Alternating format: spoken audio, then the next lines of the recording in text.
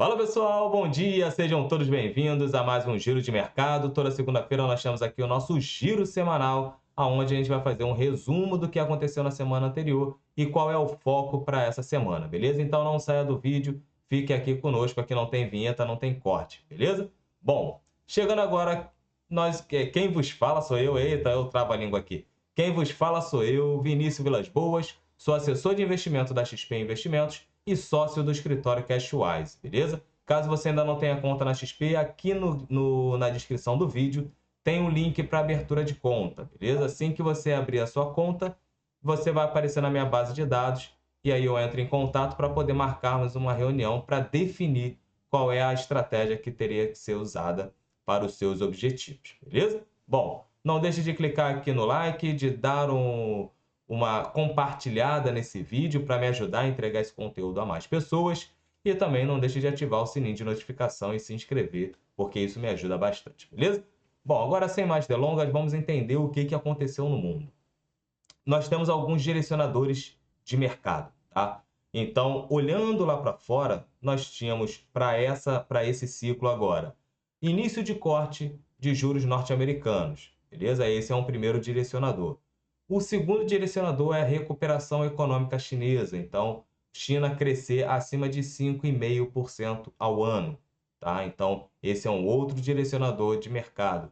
E o terceiro direcionador, que a gente está olhando para cá para dentro, é a nossa política fiscal.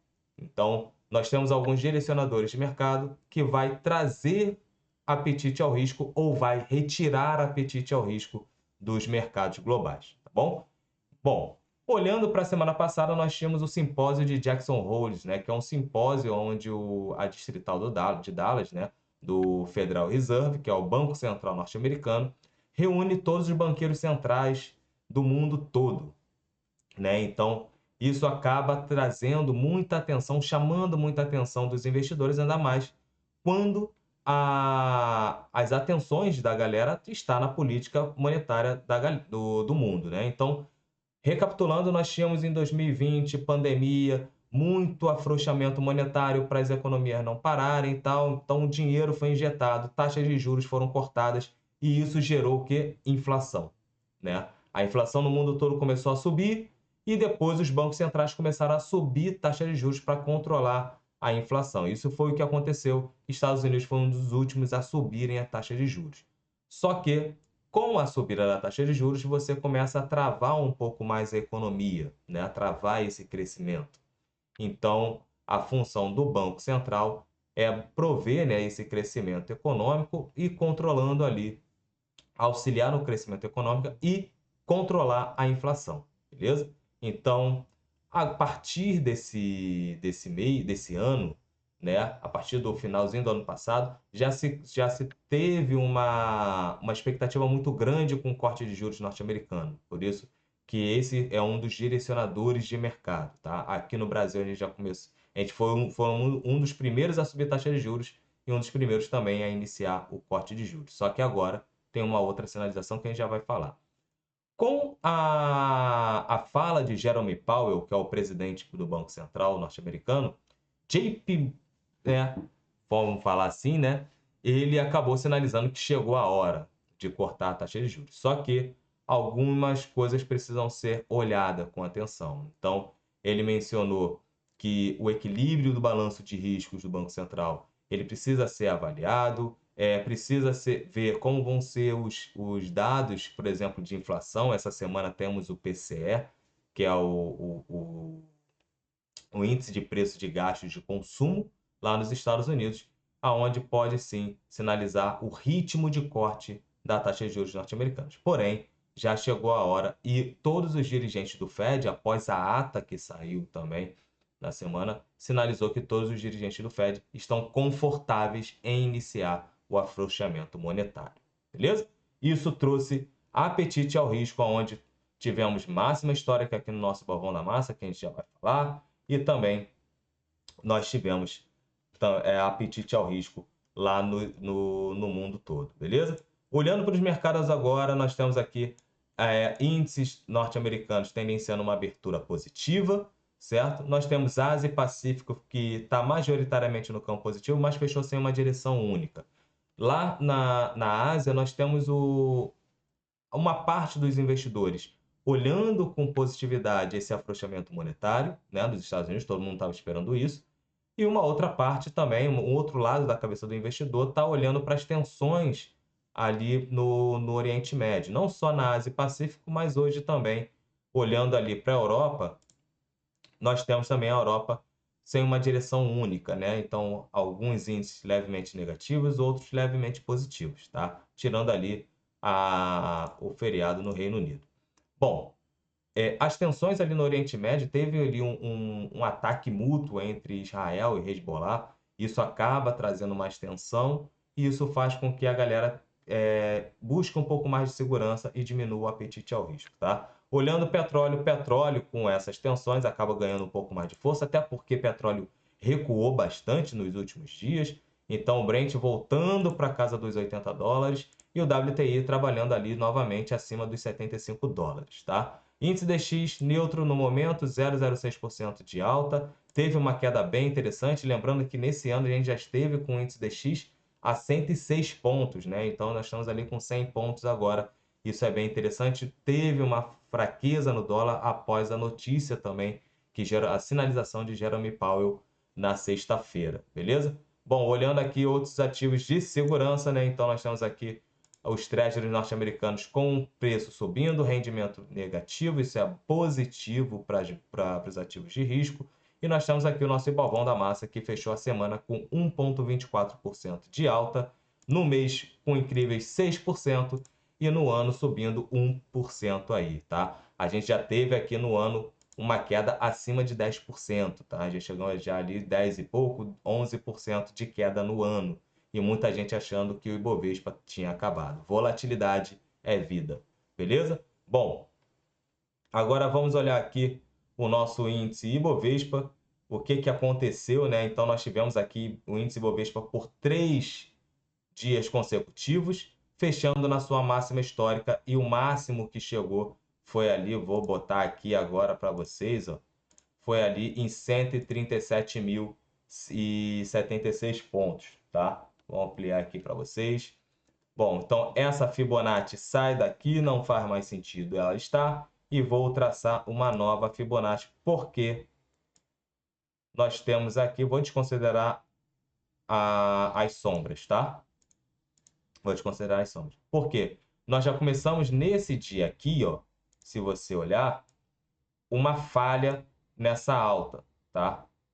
Nós já tivemos uma falha nessa alta, depois um dia de realização, que foi na quinta-feira, e depois nós tivemos na sexta-feira também a bolsa levemente positiva após a sinalização de Jerome Powell, tá? Então, teve uma alta, mas foi uma alta moderada, onde os vendedores, a galera realizou lucro. Então, essa sinalização aqui, para mim, mostra agora um ponto de realização no Ibovespa. Deveria ser. Vini, vai recuar o Ibovespa? Não sabemos. Tem espaço? Sim. Tem espaço até onde? Até aqui, ó, até os 132 mil pontos. Tem espaço tranquilamente. E até mesmo aqui, se a gente olhar, ó, a média móvel de 20 períodos está batendo aqui nessa retração aqui dos 50% de FIBO, vindo aqui nos 130 mil pontos. Se cair até ali, não tem problema algum. Aí muita gente vai olhar, o Ibovespa não era a máxima histórica, Ibovespa nada sobe em linha reta, tá? Para você que está chegando agora no mercado financeiro, nada sobe em linha reta. Então, podemos ter essa realização, é natural e seria até mesmo saudável para depois fazer novas máximas, tá? Agora, vai cair em linha reta direto? Pode cair? Pode. Vai cair? Não sabemos. Mas o mais saudável é cair, subir e depois até bater aqui e depois voltar a fazer novas máximas também em topos e fundos ascendentes, beleza? Bom, olhando a nossa doleta, o dólar que recuou bastante, né, durante essa semana, então nós tivemos aí mais uma semana aí de queda, dólar na sexta-feira caindo aí seus 2%, então botando aqui no diário, para a gente olhar melhor, né, aqui, a doleta aqui bateu naquela região, deixa eu voltar para o semanal, vou ter que botar ali para o semanal. Bateu naquela região onde eu sinalizei com esse retângulo aqui, que era uma forte resistência, que seria muito difícil ganhar essa resistência, tá? E aí poderíamos até mesmo ter o Banco Central gerando liquidez aqui para poder segurar essa alta, conter essa alta do dólar. E o dólar bateu e começou ali a recuar. E com a fala de Jerome Powell, o dólar acabou perdendo um pouco mais de força, tá? Agora, essa semana o que a galera vai estar olhando, beleza? Não vamos falar de ativos agora. O que a galera vai estar olhando? Nós temos essa semana inflação aqui no Brasil, inflação nos Estados Unidos com o índice PCE, e nós temos também algumas questões da política fiscal e orçamento aqui no Brasil, beleza? Então, olhando lá para fora, o índice PCE vai sair, deixa eu pegar aqui para você, vamos estar aqui na agenda, né? Então, saiu hoje clima de negócios lá na zona do euro, veio abaixo do previsto, e isso não foi muito bem visto, né? Abaixo do anterior, desculpa. Então, isso acabou trazendo uma realização na parte lá na zona do euro, porque a gente está falando da maior economia da zona do euro. Temos confiança do consumidor, hoje aqui no Brasil, transações correntes, investimentos estrangeiros, relatório do Boletim Focus. Vamos entender por que, sobre a política monetária aqui, nós tivemos o dirigente, né, do Banco Central sinalizando que não é um guidance que a gente vai subir taxa de juros aqui, tá? Então, tem que ter ali uma cautela. Então, a galera, eles estão acabando comunicando aos principais players do mercado para diminuir o excesso de expectativa, tá? De subida de taxa de juros. Vamos entender. Fatos e dados sempre, tá? Fatos e dados sempre. Nós temos lá nos Estados Unidos encomendas de bens duráveis, índice de manufatura de Dallas. Na terça-feira nós temos IPCA 15, que é a prévia da inflação do mês de agosto. Nós temos índice de preços de imóveis lá nos Estados Unidos, mercado imobiliário, é um mercado muito importante para se olhar no mundo todo. Quarta-feira nós temos Waller falando, confiança do consumidor na zona do euro, né, aqui na Alemanha, variação de estoque de petróleo e Rafael Bosque falando às 19 horas, mercado já fechado, isso pode repercutir no dia seguinte, quinta-feira. Que temos pedidos iniciais de seguros-empregos, que é aquele indicador que sai toda quinta-feira, mercado de trabalho norte-americano, índice de preço ao produtor, ou seja, nosso PPI aqui no Brasil, empréstimos bancários, né? A gente vai ver como está o nosso mercado de crédito, e inflação e IGPM, tá? A galera que tem algumas elétricas aí, como Taesa, é importante acompanhar esse indicador, tá bom? Temos aí crescimento trimestral do PIB lá norte-americano na quinta-feira, que é um principal indicador também. Nós temos lucros das empresas, estoque dos atacados lá nos Estados Unidos e vendas pendentes, né, de casas pendentes lá no norte-americano. Leilão do Tesouro e Rafael Bosco falando novamente às 4h30 da tarde, tá? E aqui no Brasil vão sair aí o Payroll Net, que aí seria mercado de trabalho aqui no Brasil. Aí na sexta-feira a gente finaliza com confiança do consumidor lá no Japão, índice de preço ao consumidor, CPI na zona do euro, saldo orçamental nominal, dívida bruta em relação ao PIB, taxa de desocupação aqui no Brasil. E aí começamos aqui com inflação norte-americana, que é o núcleo do índice PCE lá nos Estados Unidos, tá bom? Então, esses são os direcionamentos para o mercado. Aí PMI chinês que vai sair já com o mercado fechado, o que pode trazer aí movimentações na segunda-feira. Sendo que nós temos aí as tensões no Oriente Médio em pauta também, tá?